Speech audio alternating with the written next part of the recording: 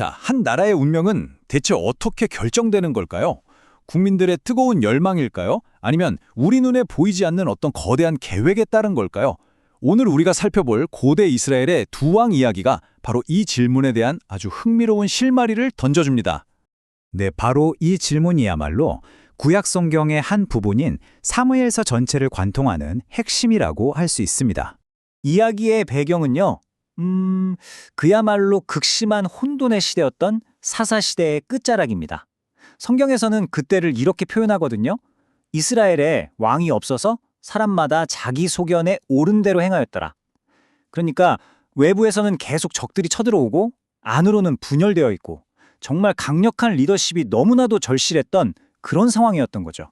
앞으로 어떤 일들이 펼쳐질지 제대로 이해하려면 먼저 이스라엘을 향한 하나님의 큰 그림, 그러니까 언약을 살펴봐야 합니다. 여러 약속들이 있지만 그중에서도 세 번째 약속, 나라의 통치에 관한 언약이 이 이야기의 가장 중요한 열쇠가 됩니다. 이건 그냥 아무 왕국이나 세우겠다는 게 아니었어요. 하나님의 주권, 그분의 통치 방식을 그대로 보여주는 그런 특별한 왕국에 대한 약속이었습니다. 그런데 백성들 생각은 좀 달랐던 것 같아요. 주변에 있는 다른 나라들을 보니까 자기들에게도 눈에 보이는 인간 왕이 있어야겠다고 아주 간절하게 요구하기 시작합니다. 당시의 영적 지도자였던 사무엘은 이런 백성들의 요구를 딱히 좋아하지 않았어요. 하지만 하나님께서는 그 요구 속에 숨겨진 더 깊은 속마음을 꿰뚫어 보셨죠. 그러니까 이게 무슨 말이냐면요. 다른 나라들처럼 우리도 인간 왕을 갖게 해달라는 그 요구가 사실은 보이지 않는 하나님의 특별한 통치를 스스로 거부하는 행위였다는 겁니다. 결국 이스라엘은 그토록 원하던 왕을 얻게 됩니다. 근데 말이죠, 그 왕이 과연 그들에게 정말로 필요했던 그런 왕이었을까요? 이스라엘의 첫 번째 왕이 어떻게 등장하는지를 보면 이 질문에 대한 답이 보이기 시작합니다. 백성들의 요구를 들어주라는 하나님의 지시에 따라서 사무엘은 사울이라는 이름의 한 남자에게 기름을 부어서 왕으로 세우게 됩니다. 이 사울이라는 인물은요, 그야말로 백성들이 딱 원하던 그런 왕의 모습이었어요.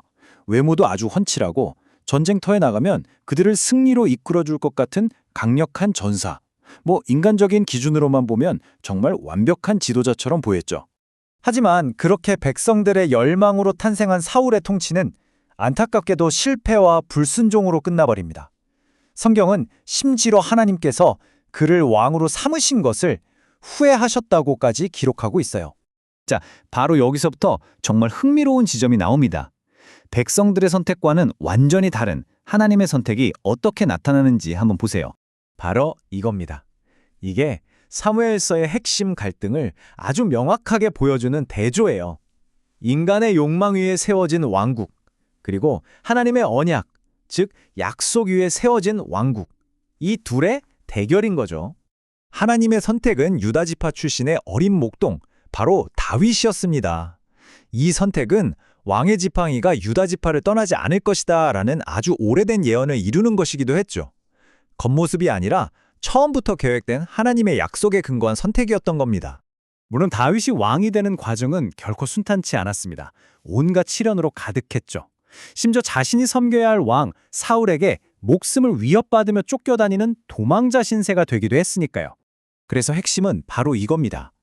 하나님께서는 다윗을 통해서 인간의 요구가 아니라 당신의 계획에 따라 원래 이스라엘을 위해 예비해 두셨던 바로 그 언약의 왕국을 세우셨다는 것. 이게 정말 중요한 포인트입니다. 그런데 이야기는 다윗의 왕국에서 끝나지 않아요. 그의 왕국 전체가 앞으로 오게 될 훨씬 더 위대한 무언가를 미리 보여주는 일종의 모형 또는 그림자 역할을 한다는 거죠. 그러니까 이 사무엘서는요, 다윗의 왕자를 통해서 장차 오게 될 영원한 왕, 즉 메시아에 대한 약속으로 이어지는 거대한 이야기의 아주 중요한 한 조각인 셈입니다. 결국 이 오래된 이야기는 시대를 뛰어넘어서 오늘을 살아가는 우리에게도 질문을 던집니다. 당신 삶의 왕자에는 과연 누가 앉아 있습니까? 내 자신의 열망이 세운 왕인가요? 아니면 더 큰 계획 속에 있는 그분의 뜻인가요? 한번 생각해 볼 문제입니다.